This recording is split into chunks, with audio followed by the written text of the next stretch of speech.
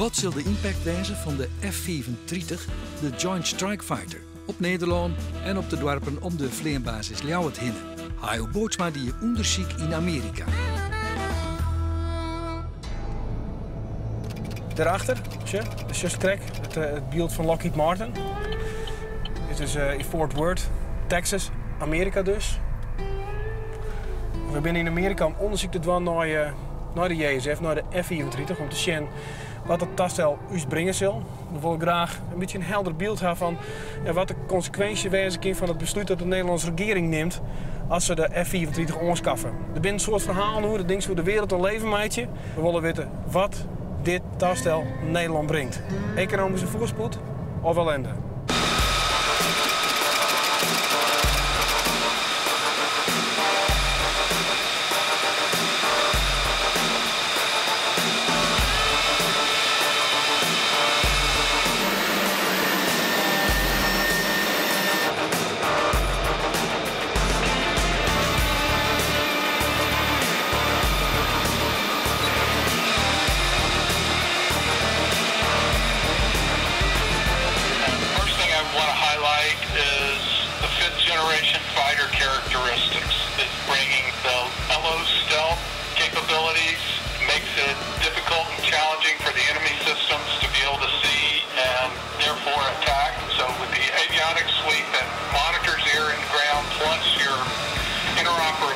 Where you're connected to data links and sharing information with both airborne platforms and ground systems, that really changes the amount of situational awareness that the fighter pilot has at his fingertips.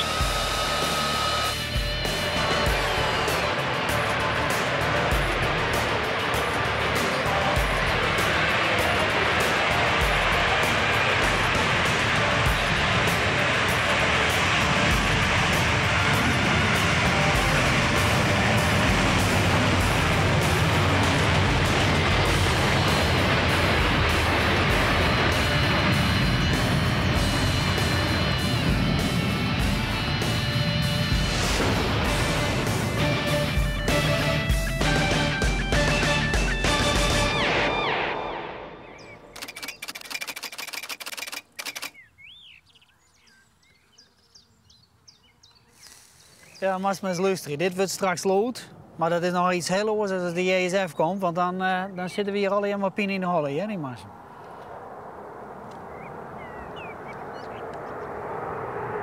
Nou, ja, dan maak ik hier het bochtje.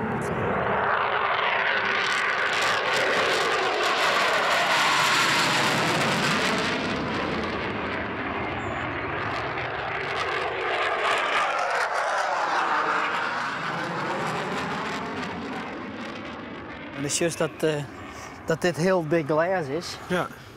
En wat het dus keert. 12 centimeter? Ja, en er ben hele sterke kierdichtingen maken. Helpt het? Ja, het helpt degelijk. Het is wel zoals je maar de F-16, vooral in de Zwitserse belastte gebieden, wij krijgt het maximale niveau van de geluidsdemping, wat vastkeuren is.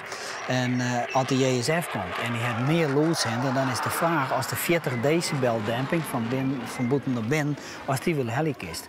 Dus sowieso, en daar wil ik geen enkele aandacht om besteden in Nederland, Defensie denkt direct net aan, maar met alle wenningen rondom Volkel en Ljouwert, maar op nij bezoeken worden qua isolatie worden. En ik denk dat ze op nij isoleerd worden. Sure. Als je naar binnen rennen, want je helpt, ik zeg al je kaarten liggen krijg en ja. Al je plaatsjes.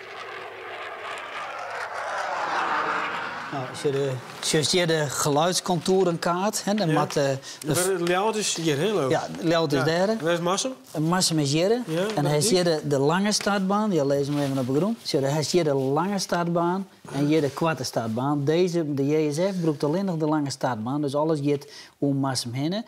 Defensie die zei ik, hier komen wij net boppen, maar wij zijn bang dat als ze hier maar de JSF binnenblijven moeten, dat onmogelijk wordt, dan moet ze gigantisch minder vliegen. Hoe ben je dan zo wist van dat het toestel daadwerkelijk echt zo van je leven maakt? Nou, wij weten dat de JSF als de meest volle meer loodshender maakt. Defensie zou dat net zo is? Nee, Defensie... Lockheed Martin zou ik dat net zo is? Nou ja, maar de meeste metingen vanuit Amerika die wijzen uit dat het bij een landing 22 decibel meer is dan de F-16 en bij een start 21 decibel meer. Dat zijn dus inderdaad orencijfers als wat Defensie informatie hanteert. Dit zie je in Amerika, rondom elke vleerbasis komt een EIS, dat is een MER, milieueffectrapportage.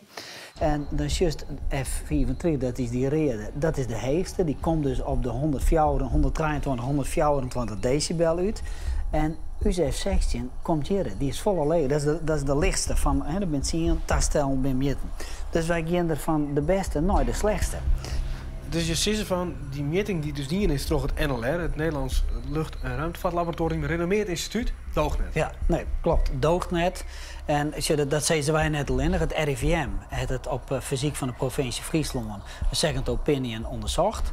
En die heeft dus de zwakke plekken aangewezen. Alleen het RIVM het nog vrij zwak west vrij mild west in de beoordeling. Maar hoe kan het dan? Als het zo'n zankelijk probleem is, dat er dus zo'n enorme druk hier op het hele gebied, om de basis in. Waarom wordt het dan onder? Ja, waarom wordt het net voor het... Nee, maar dat is toch duidelijk. Het NLR is rechtstreeks opdracht die krijgt opdrachten van Lockheed Martin. Dus die is rechtstreeks belussen bij de JSF. Dus die kist toch nooit als belanghebbende kist die een onafhankelijk rapport maken. Het NLR zei dat het onderzoek dien is in opdracht van het ministerie van Defensie. Beide jouwen verder geen commentaar.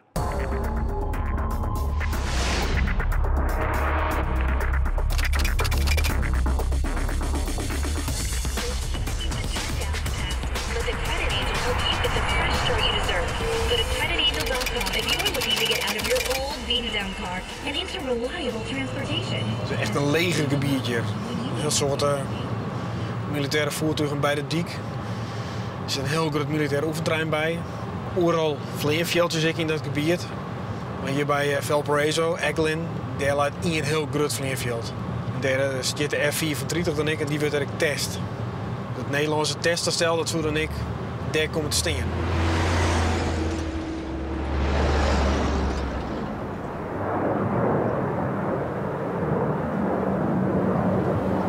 Dit is the edge of the field, huh? Yes. You look right on the other side of this swale. You look at that little sign on the tree right there. Yeah. That's the actual boundary of the base.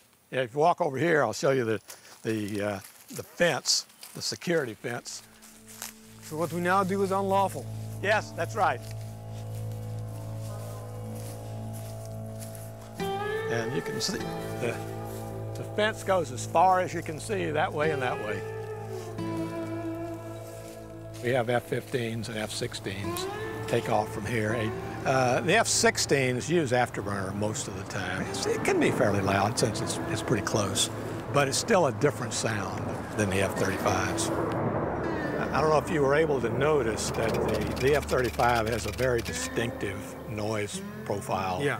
It's got a lot more spectral content in the middle and lower frequency range. And what that means is the sound travels further because atmosphere attenuates higher frequencies most. So the lower frequencies tend to travel further. It's sort of like lightning, thunder. You hear the thunder, low thunder when lightning is far away. You hear the crack when it's close. Why does it affect you so much?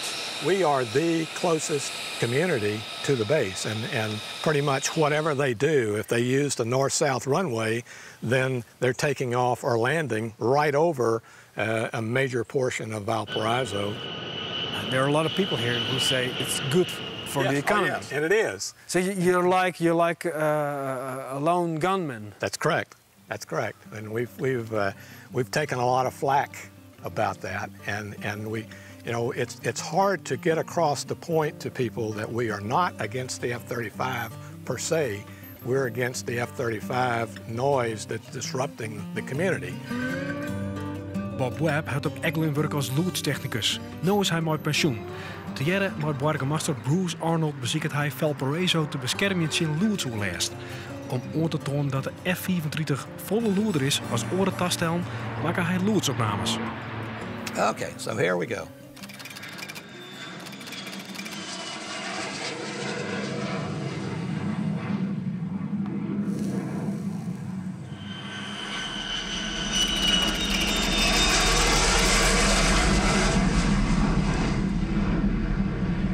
How is his touch and go? He's a little louder when he lands.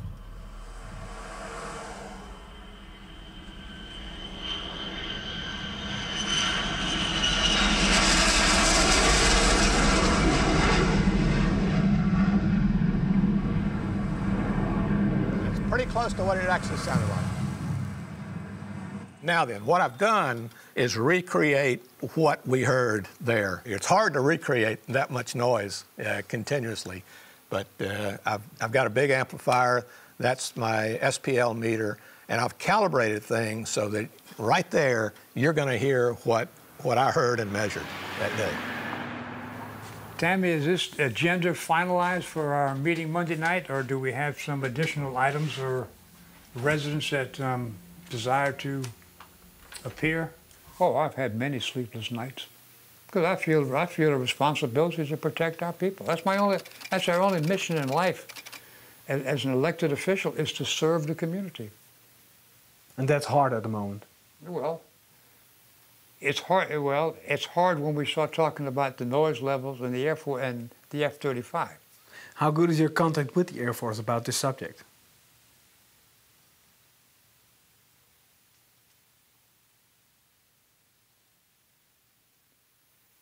Well, as I indicated earlier, we have difficulty in being able to communicate our concerns with the people within the Air Force that would be making the decisions. Why is it such a big problem?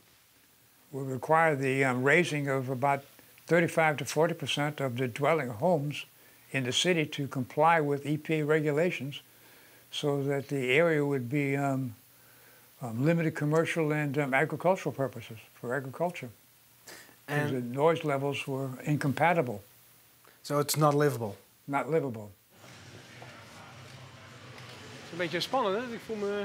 Ja, een soort van opening, een soort van... de koning die naar binnen mag. Ja. Ja, wat we hier zien is de F-35-productie. Ja. Wat Fokker hier doet zijn alle bewegende luiken en deuren voor het toestel. Nou, een leek zou kunnen denken aan een luik voor een vliegtuig. Dat kan toch niet zo spannend zijn.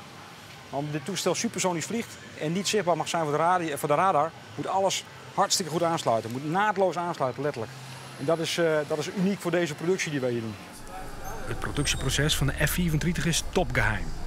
We maaien in het Fokkerfabriek geen enkel detailfilmpje. Waarom is dit nou het beste toestel dan? De Saab is goed natuurlijk, zeggen ze? Het beste toestel voor de industrie is het omdat het het meeste innovatie oplevert, het meeste werkgelegenheid oplevert en een omzet oplevert die uniek is. En wat daarbij speelt is dat als je naar de andere alternatieven kijkt, dat je daar praat over hooguit 200-300 toestellen waar je het over hebt. En hier praat je over tenminste 3000 toestellen. Nou, als je dat het wereldwijd is? Dus wereldwijd. En de aantallen zijn veel groter.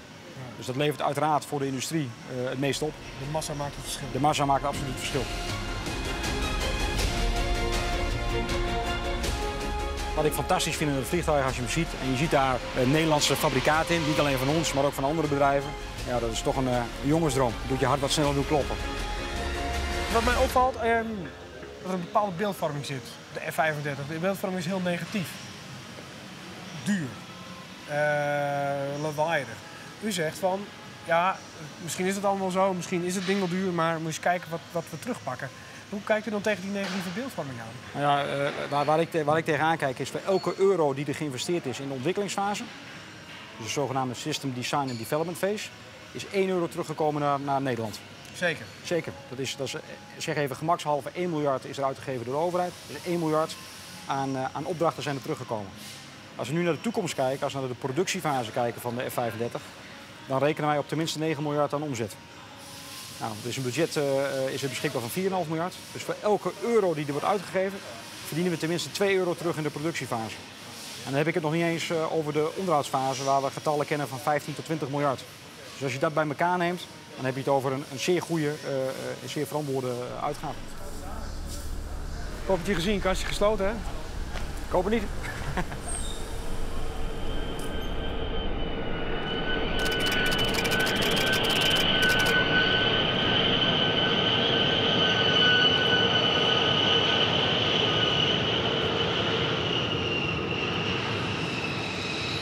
De Amerikaanse luchtmacht is grutsk op de F-35, benam op de technische snufjes in het toestel.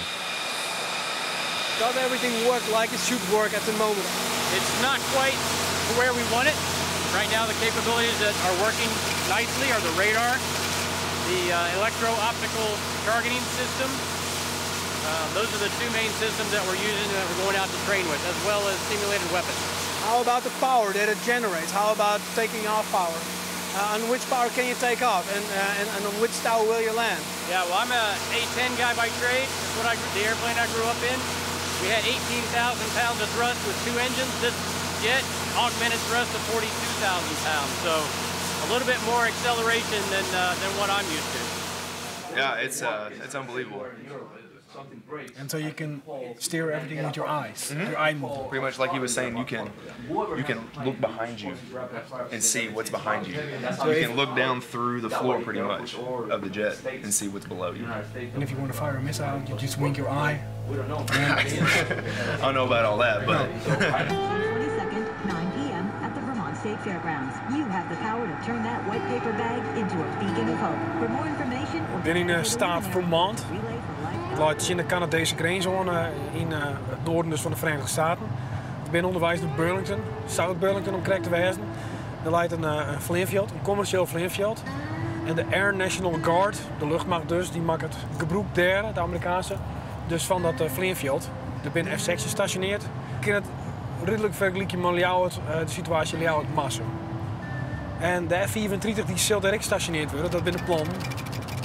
Nou, wordt er al rekening mee houden en binnen er al dwanden met het slopen van huizen. En dat is wel wat zin van de mensen niet te weten, want die zeggen van ja, kind dat net anders.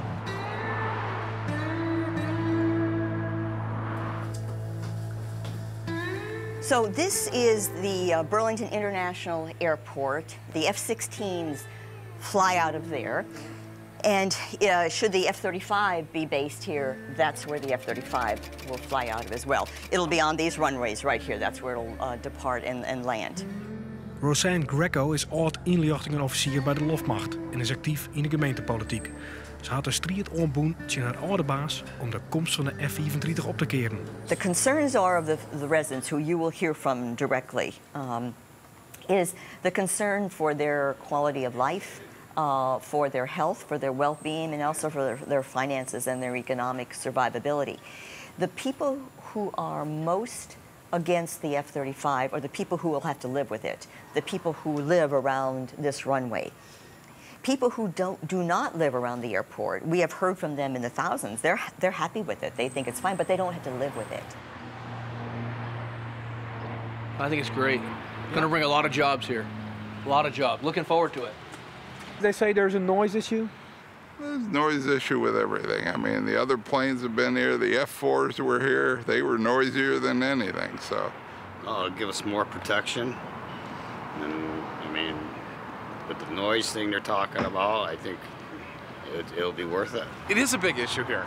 It's when those jets go over, they are loud.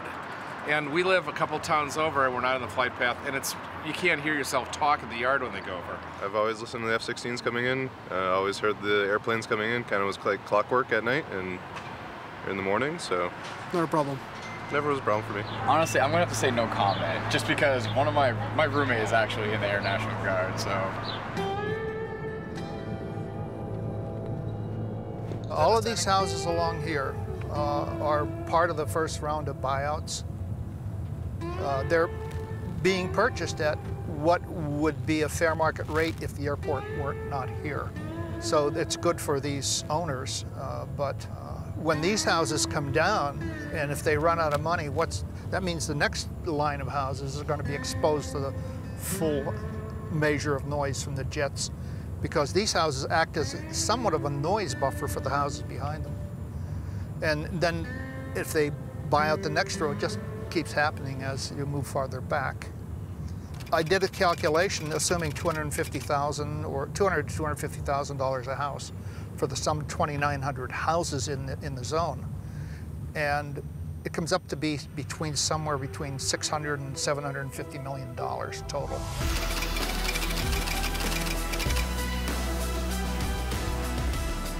The more I learn about the F-35 and how the basing decisions were made and the impact it has on the people, the more I see that there was an injustice done, and I want to speak up for the people. Does your effort, will it help? I think speaking out is always worth the effort, always. En ja, dat had Bliekendien. Cracklin had de Amerikaanse luchtmacht taaien dat de loodsimpact van de F-35 volle grutter is als je de seinvaart. En dat er dus duizenden huizen sloopt of isoleerd worden moeten. Til ik hem even als je waarom? Zal ik hem deze kant op draaien? Zo'n te jaren 20 strijd Geert verf als je de loodsoorlijst van de verleenbasis Ljouwert. En maar succes. Een beetje verf tussen. Ja. Ik ken nou iets deze kant uit. Ja. Zo, nee, dat ken ik. Nee, Ga je die er ooit in krijgen? Nee, nou, dat zie ik niet. Ja, hij is verbouwd. Dat is hier verbouwd na de tijd. Oh, hij zit er al in. De opbraak dus van de huizen in Massum. Hoeveel ben er nou eindbesluit echt sloopt? Echt sloopt ben er 26 in Jelsum en 1 in Massum. Maar die van Jelsum ben ik al hier herbouwd. Dus het voelt heel erg mooi. In het begintijd wie er een opbraak van 181 woningen. Letter 124 en uiteindelijk is het na uw actie vieren is het weer omgebracht tot 0, zeg maar. Maar hoe koel het dan? Nou, Defensie die het luisteren naar de argumenten van u en die het zijn wij een trede minder verlenen. Dat het steenbedenk toe regelen in 1982. En toen kregen we september 82 naar je geluidscontourenkaart en daarin komt Massum en Jelsum steenblowen. Alles wat je hem dingen had, de hele strijd van de jaren 70, Ottoman No. Ja. Dat zit hier verpakt. Dat zit hier al in deze. En ik dus ik nog al ja. Gelukkig hebben we nog de computers, dus nog het net zo volle troep meer. Maar dat merken we nou net zo volle mee van. Maar vroeger wist ik een heel soort kwijt met al die papieren. Dus al jouw kennis, oer loodshinder en alles om die vleerma's hinder, dat zit dus in deze map meer. Ja, nou, dat vond net zeggen dat ik al die kennis heb, maar ik heb wel alles lezen. Ja.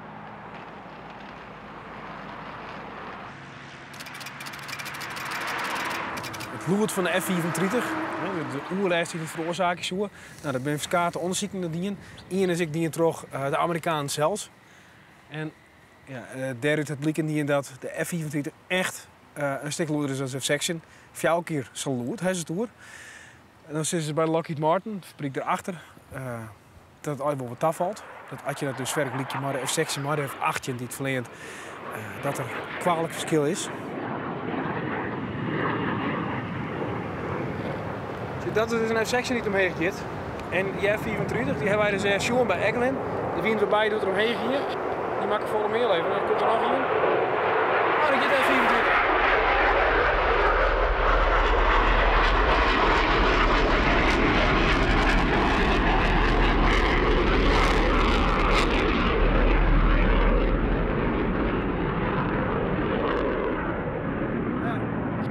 Dit is het verschil. Hij is een F-section en een F-34 achter elkaar.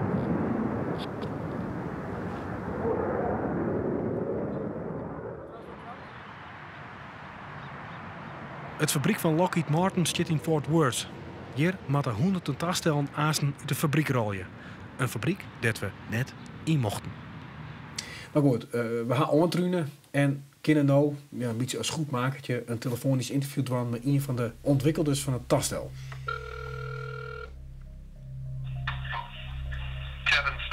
Hi there, this is Hajo Bootsma from the Netherlands calling. Good afternoon. Good afternoon. How's your day going? In Holland there are lots of concerns about the noise. The plane is much louder than the F-16, they state. We also experienced that by noticing both planes flying over. How about those concerns? Are the people right? Well, I think there's been a lot blown out of proportion. I think 5 years ago, people were making guesses on noise. So the government went and conducted a noise study that was done maybe 3 years ago. And I think that they've released those results of all that kind of shows that the F-35 is in class with other fighter aircraft. Now, one of the other things that's often not discussed in this is they just take these flat-out readings and assume that where you're going to see an F-35 is the same place you see legacy airplanes, and that's not going to be the case.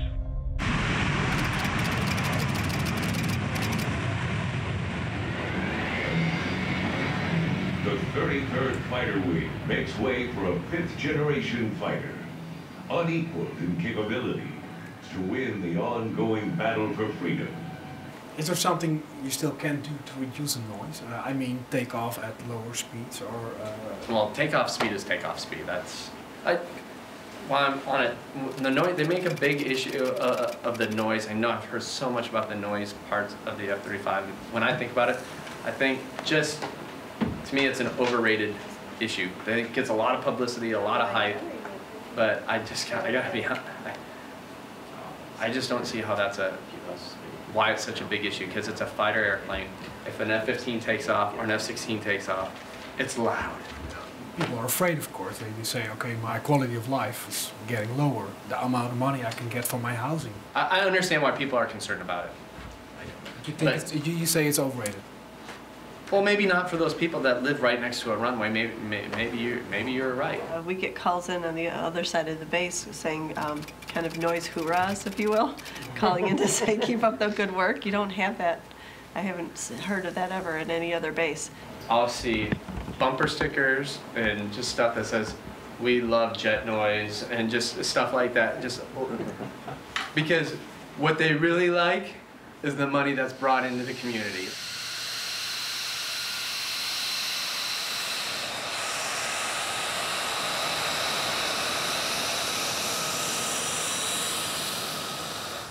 Hoe belangrijk is eigenlijk Fokker voor de regio hier? Ik bedoel, de regio Drenthe? Nou, wij zijn een hele belangrijke werkgever hier.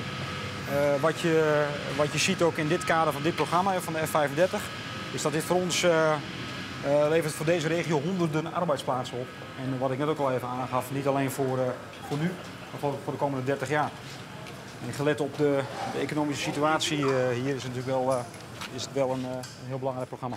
Echt voor het noorden is het wel echt van belang? Voor het noorden is het een belangrijk programma. Ja. Want op de schaal van innovatie, hoe zijn jullie hier dan bezig? Wij zijn in principe een hoog innovatief bedrijf. Het is echt hoogwaardige werkgelegenheid? Dit is voor ons hoogwaardige werkgelegenheid en ook hoogwaardig vakmanschap. Het gaat om de harde technologie die erin zit. Maar dat is ook een stuk vakmanschap. Mensen die hier werken aan die ESF-productie, die krijgen ook een opleiding via de bedrijfsscholen. En, dus we zorgen ook voor extra scholing voor deze mensen. Nou, dat biedt voor iedereen voordelen. Dat is absoluut cruciaal. Hier is Skal, hè? Hierachter. En daarom zou het goed zijn hier metingen door een onafhankelijk instituut die geen geld krijgt van Lockheed Martin, niks net. Dat is het enige wat goed kan. Dit heeft ze fantastisch goed geïsoleerd. Er zit zo'n spouw in. Dat moest ik, want er weer 3 tot 6 weken lestijd gongen per uur verlen, omdat de masterjuf zich stilhouden moest vanwege de vlinten. Het echte probleem is dat ik bang ben, en ik net alleen nog, maar een soort Maximus Marmy, dat straks uit de JSF komt, dat blijkt dat hij volle meer loodszender maakt dan wat nou zijn wordt. En daarom willen wij dat er eerst nieuwe loodsmetingen komen en het laatste jaar in Nederland, zodat we precies weten wat je nou hebben daar binnen. Je wil je wennen blijven? Wij willen je wennen blijven, natuurlijk willen wij je wennen. Comfortabele wijze? Ja, zijn dat mooi zou wijzen nou, want ik bedoel, we hebben last van die F-16, dat weten we nou, dat accepteren we in bepaalde proporties, maar meer is dit wat net willen.